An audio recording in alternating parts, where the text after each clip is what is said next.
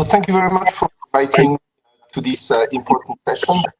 It's also for me to participate in this.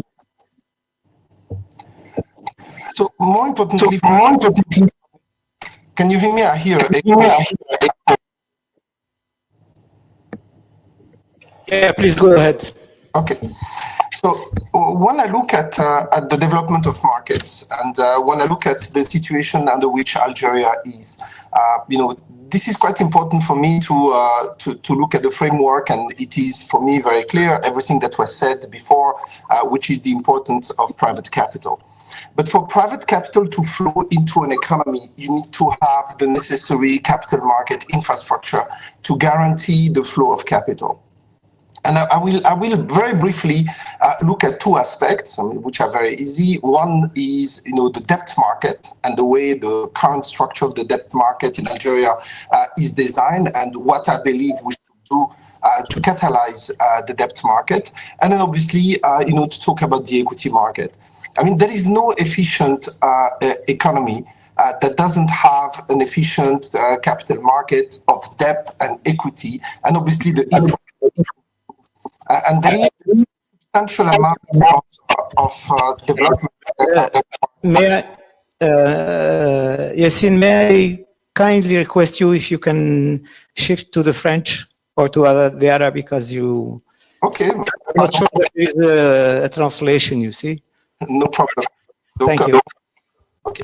Donc, quand je regarde le développement des marchés des capitaux, je vais résumer rapidement. En fait, je vais parler du marché de dette et du marché d'equity ou de capital en règle générale.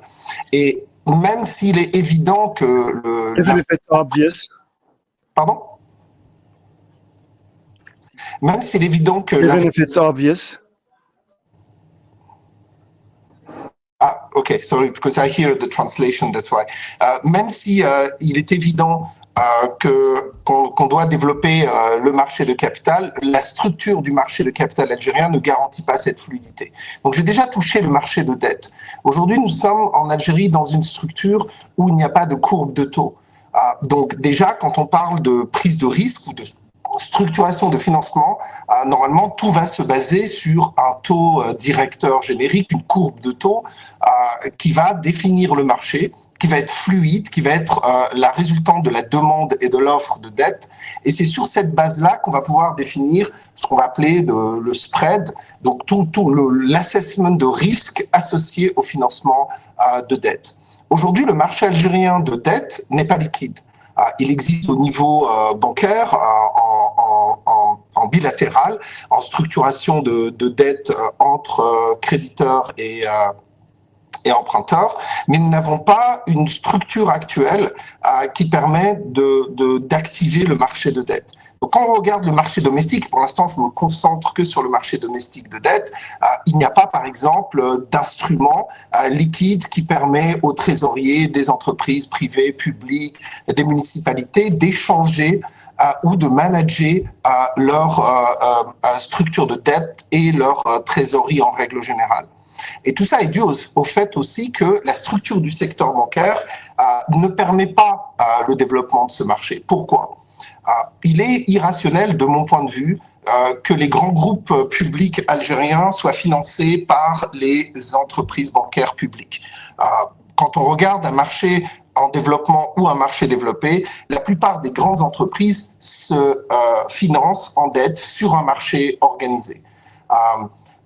Prenons un cas algérien, normalement nous devrions avoir la Sonatrach qui émet des obligations sur le marché algérien, que ce soit over the counter, c'est-à-dire sur un marché libre, ou que ce soit sur un marché structuré comme la Bourse d'Alger, et les différents opérateurs financiers, les banques, les fonds de pension, les trésoriers souscriraient à de la dette émise par Sonatrach. En aucun cas, la Banque extérieure d'Algérie utiliserait sa propre somme de bilan pour financer la Sonatrach. Ça n'a pas de sens. Si la BEA veut prendre des positions sur l'émission de dette de la Sonatrach, c'est très bien. Mais nous devons briser ce lien qui existe entre les groupes bancaires et les groupes publics d'entreprises. parce que ça crée en fait une captation de marché, ça empêche le développement du marché.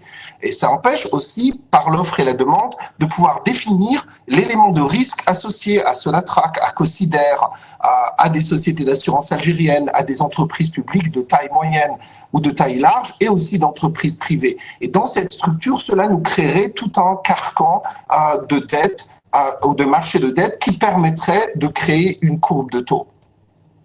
Pour le développement infrastructurel et pour le financement à long terme, il y a un deuxième handicap sur le marché algérien. Nous n'avons pas de marché de fonds de pension. La structure naturelle d'un marché de dette, c'est que domestiquement, nous avons une demande de dette à long terme qui est normalement la résultante de projections à long terme de nécessités humaines. Ce sont soit les fonds souverains qui ont une vision à 10 ans, 20 ans, 30 ans, soit les fonds de pension, soit les structures d'assurance vie. Normalement, dans un marché organisé, nous aurions le développement de fonds de pension, le développement d'assurance vie, des incitations fiscales structurelles pour développer ce type d'épargne. Et de l'autre côté, cette épargne permet de financer les projets à long terme, les projets d'infrastructure, que ce soit l'autoroute des hauts plateaux, des infrastructures portuaires, des projets à long terme dans l'intérêt de la nation, qui vont alors être en adéquation avec une demande de rendement à long terme et une demande de financement à long terme. Ce deuxième pan structurel de l'économie est dysfonctionnel. Donc automatiquement, nous n'avons ni de marché de dette structuré et liquide à court terme, et j'entends à court terme de 0 à 10 ans, et nous n'avons pas de structure à long terme de 0 à 30 ans. Donc normalement, on devrait libérer ce marché de dette une fois pour toutes, ce qui créerait la fluidité et l'assessment du risque de marché financier. Et c'est sur cette base structurelle qu'on peut alors émettre de la dette d'entreprise, donc corporate debt en règle générale, que la Banque centrale puisse opérer une stratégie monétaire basée sur les flux structurels de demande et d'offre de dette. Et c'est sur cette base-là qu'on crée le carcan nécessaire qui permettra, in fine, à un pays comme l'Algérie de rendre sa monnaie convertible. Pourquoi ? Quand on parle de dette à long terme ou quand on parle de forward FX, donc de projection de taux de change à long terme, il y a une convergence entre les deux sujets. Un taux de change à terme, à 1 an, à 2 ans, à 5 ans, à 10 ans, est un marché de dette. Automatiquement, la libéralisation du dinar nécessite de toute façon une courbe de taux. On ne pourra pas libéraliser le dinar ou rendre le dinar convertible si nous n'avons pas un marché de dette domestique à terme qui va permettre d'arbitrer les projections de taux de change à long terme avec la dette. Et c'est ça qui permettrait, ultimement, d'avoir un marché de capitaux de dette étrangère qui serait en connectivité avec le marché de dette algérien.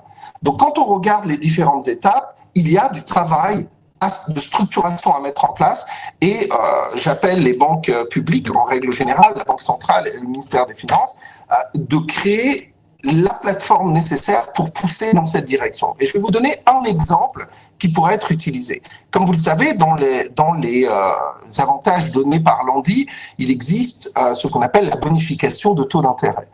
La bonification de taux d'intérêt, c'est une subvention sur les taux qui est donnée pour des projets d'importance nationale, soit parce qu'elles sont dans des wilayas défavorisés, soit sont dans des secteurs qui sont d'importance nationale. Aujourd'hui, si on fait une émission obligataire sur la bourse d'Alger, on n'a pas accès à la bonification de taux d'intérêt. Par contre, si on emprunte auprès d'une banque nationale, auprès d'une banque publique, on a alors accès à l'ANDI. C'est pour moi, à la bonification de taux, une situation complètement irrationnelle et contre-productive. C'est-à-dire que l'on subventionne la prise de risque singulière d'une banque, c'est-à-dire si une banque prend le risque toute seule, entièrement, sur sa somme de bilan, alors il y a une bonification de taux. Par contre, si on émet une émission obligataire qui permettrait la diversification du risque à plusieurs acteurs, que ce soit des sociétés d'assurance, des banques ou d'autres acteurs financiers, de participer à cette levée de fonds sous forme de dette, normalement, on devrait subventionner ce type d'action. Donc, la manière dont la bonification de taux de l'ANDI est mise en place, elle maximise le risque et elle réduit la diversification de la prise de risque par les opérateurs financiers. Donc là, c'est une mesure qui serait relativement simple. Si c'était de mon point de vue, je créerais une situation punitive pour qu'une banque maximise son risque et je donnerais des avantages structurels pour qu'une banque ou qu'un opérateur financier diversifie son risque. Et c'est là qui permettrait de développer le marché de dette algérien organisé notamment par l'émission d'obligations sur la bourse d'Alger. La structure aussi de la dette publique.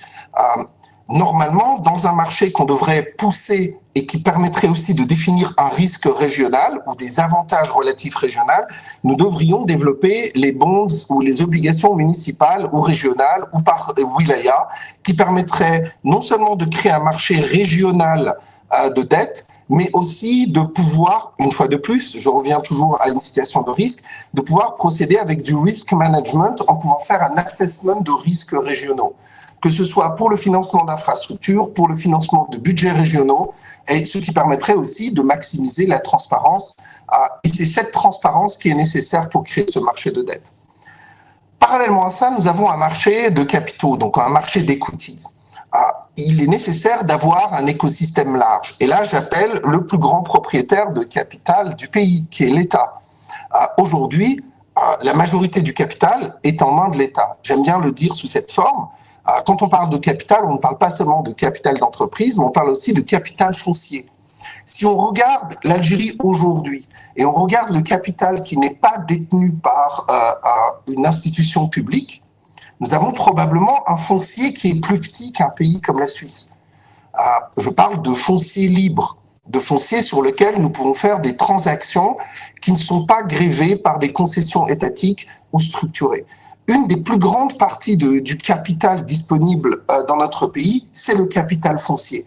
Et il est nécessaire à un certain moment que l'État se libère de ses obligations de propriété de capital et ouvre le capital, non pas simplement sous forme de concession, mais crée un marché libre de capital qui lui-même, de capital foncier, qui lui-même créerait toute une activité de marché de dette hypothécaire.